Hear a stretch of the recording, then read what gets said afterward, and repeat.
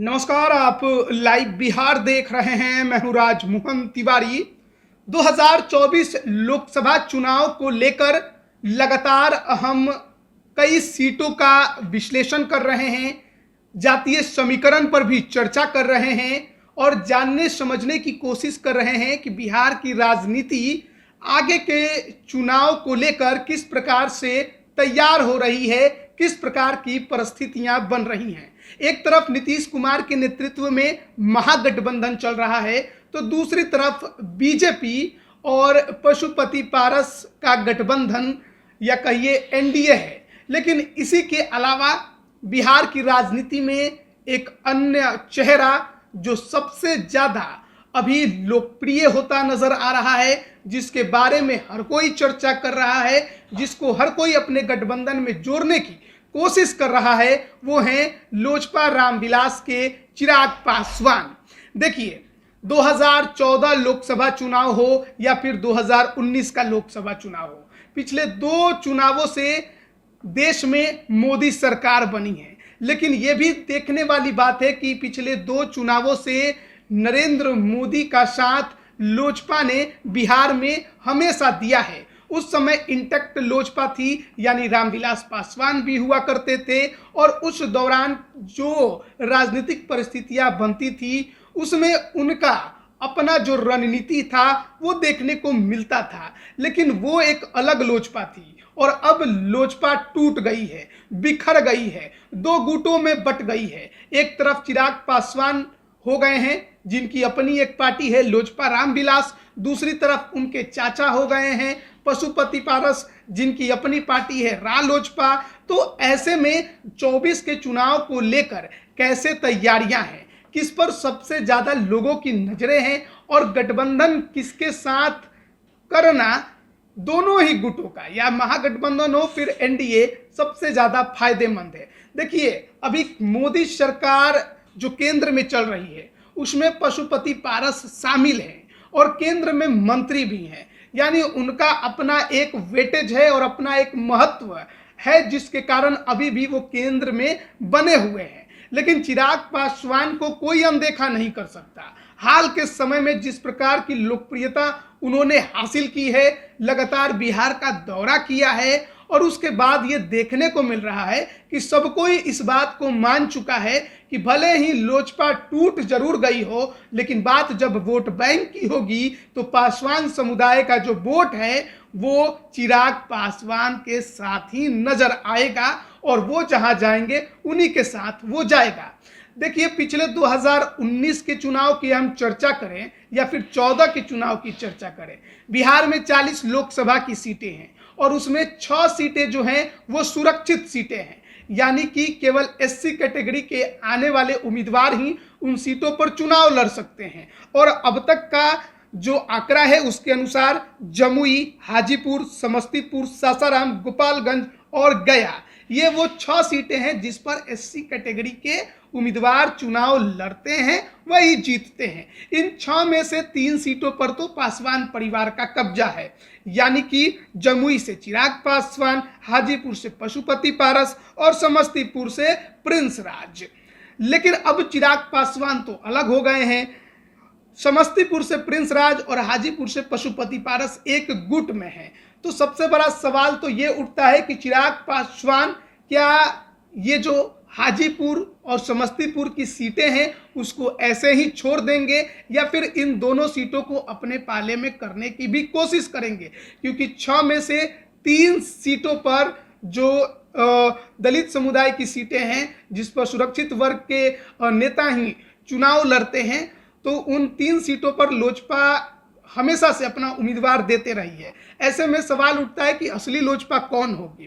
देखिए, 2014 के चुनावों पर भी अगर हम गौर करें तो उस दौरान जब बीजेपी के साथ लोजपा ने मिलकर चुनाव लड़ा था तब 7 सीटें लोजपा को बीजेपी ने दी थी, जिसमें वैशाली, हाजीपुर, समस्तीपुर, खगड़िया, मुंगेर, नालंदा और जमुई थे। इसमें नालंदा की सीट वो थी जहां पर सत्यानंद शर्मा दूसरे नंबर पर रहे और जेडीयू के कौशलेंद्र कुमार से चुनाव हार गए थे। अन्य सभी 6 सीटों पर लोजपा चुनाव जीतने में कामयाब रही थी। फिर बात अगर 2019 लोकसभा की करें तो एनडीए में जेडीयू की वापसी हो गई थी, इसलिए नालंदा की सीट जो थी वो लोजपा से ले ली गई। उस दौरान जेडीयू की वो सिटिंग सीट थी तो जेडीयू के खाते में ही रही। 6 सीटें बीजेपी ने या कहिए एनडीए से लोजपा को मिली थी। वैशाली, हाजीपुर, समस्तीपुर, खगड़िया, नवादा और जमुई।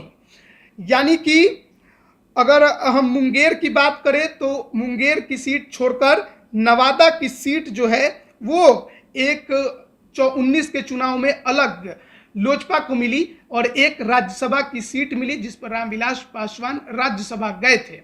लेकिन अब तो 24 का चुनाव आ रहा है और 24 के चुनाव से पहले ही लोजपा टूट गई है। लोजपा ऐसी टूटी है कि चिराग पासवान अकेले सांसद जमुई के बच गए हैं और सभी अन्य 5 सांसद जो लोजपा के थे वो पशुपति पारस के पास चले गए हैं। ऐसे में चिराग पासवान के सामने तो पहला चुनौती ये है कि जो पहले रामविलास पासवान जब हुआ करते थे और जितनी सीटें लोजपा को मिलती थी उतनी सीटें कैसे हासिल की जाए, खासकर वो सीटें जो जिताऊ हो, जिस पर लोजपा के उम्मीदवार लगातार चुनाव जीतते रहे।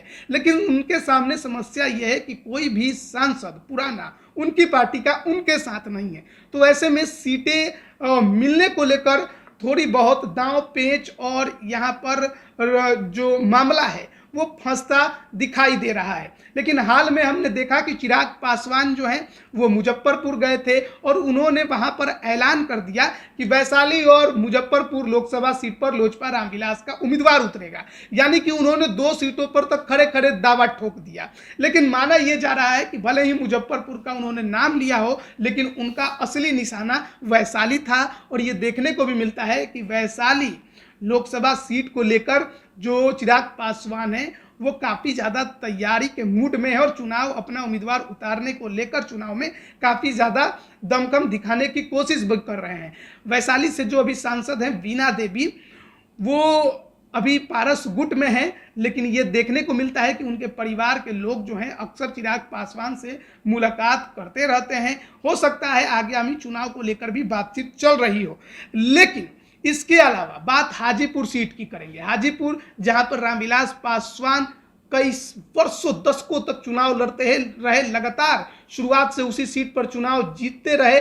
14 का चुनाव उन्होंने इस सीट पर आखिरी लड़ा और उसके बाद यह सीट उन्होंने अपने भाई पशुपति पारस को दे दी। पशुपति पारस भी ये दावा करते हैं कि खुद उनके बड़े भाई ने उनको ये सीट दी है, यानी कि उन्होंने पार्टी का उत्तराधिकारी उन्हीं को बनाया है। ऐसे में हाजीपुर सीट पर वो दावा ठोक रहे हैं। वर्तमान में वहां के मौजूदा सांसद भी हैं, लेकिन चिराग पासवान की नजर अब हाजीपुर पर आकर टिक गई है। चिराग पासवान हाजीपुर किसी भी हाल में लड़ना चाहते हैं या फिर कहिए किसी को लड़ाना चाहते हैं अपनी पार्टी से, किसी और पार्टी को वो ये सीट नहीं देना चाहते, क्योंकि वो मान रहे हैं कि उत्तराधिकारी असल में उनके पिता का वो है, इसलिए हाजीपुर सीट तो उन्हीं के खाते में जाना चाहिए। 2 तरह की बातें चल रही हैं। एक बात तो ये है कि चिराग पासवान जमुई से हाजीपुर आ जाएंगे, दूसरी बात यह है कि चिराग पासवान जमुई में ही रह जाएंगे और रीना पासवान हाजीपुर से चुनाव लड़ेंगी जो कि उनकी माताश्री हैं। लेकिन यहाँ पर भी कई लोग इस प्रकार के सवाल उठाते हैं कि क्या रीना पासवान सुरक्षित सीट से चुनाव लड़ने की योग्यता रखती हैं। देखिए, इस मुद्दे पर जात पात की बात करना ठीक नहीं होता है, लेकिन हम आपको बस इतना बता देते हैं कि रीना पासवान चुनाव लड़ने के लिए योग्य हैं, उसी कैटेगरी की हैं, तो वो जरूर हाजीपुर से चुनाव अगर लड़ना चाहें तो लड़ सकती हैं। लेकिन क्या होगा क्या नहीं होगा, कौन उतरेगा कौन नहीं उतरेगा, ट्रम्प कार्ड क्या चिराग पासवान इस्तेमाल करेंगे, ये अपने आप में एक बड़ा सवाल है। लेकिन हाजीपुर सीट पर चिराग ने दावा तो कर दिया है। बात अगर समस्तीपुर सीट की करें, जो कि एक और पासवान परिवार के पास जो सीट है, उस पर अभी जो सांसद हैं वो प्रिंस राज हैं। 2019 के चुनाव में उनके पिता जो रामचंद्र पासवान थे वो चुनाव जीते थे, लेकिन जीतने के बाद उनका निधन हो गया। उपचुनाव हुआ समस्तीपुर में, चिराग पासवान ने भी प्रिंस राज के लिए खूब प्रचार प्रसार किया था। प्रिंस राज चुनाव जीतने में कामयाब हो गए, लेकिन हाल के समय में यह देखने को अक्सर मिलता है चिराग पासवान पर निशाना साधते रहते हैं। चिराग पासवान के प्रति अगर विवादित बयान भी देना हो तो उससे पीछे नहीं हटते हैं और चिराग पासवान को नीचा दिखाने की खूब कोशिश वो करते नजर आते हैं। लेकिन क्या समस्तीपुर सीट पर भी चिराग पासवान दावा ठोकेंगे? देखिए, चिराग पासवान के परिवार की बात करें तो अब ज़्यादा कुछ देखने को मिलता नहीं है जो राजनीति में लगे हों और चुनाव लड़ने की कोशिश करते हों। लेकिन चिराग पासवान हैं, और अगर उन्होंने ये ठाना हो कि पूरे चाचा के गुट में जो जो लोग हैं उनसे सीटों को छीनना है, तो वो समस्तीपुर पर भी दावा ठोक सकते हैं।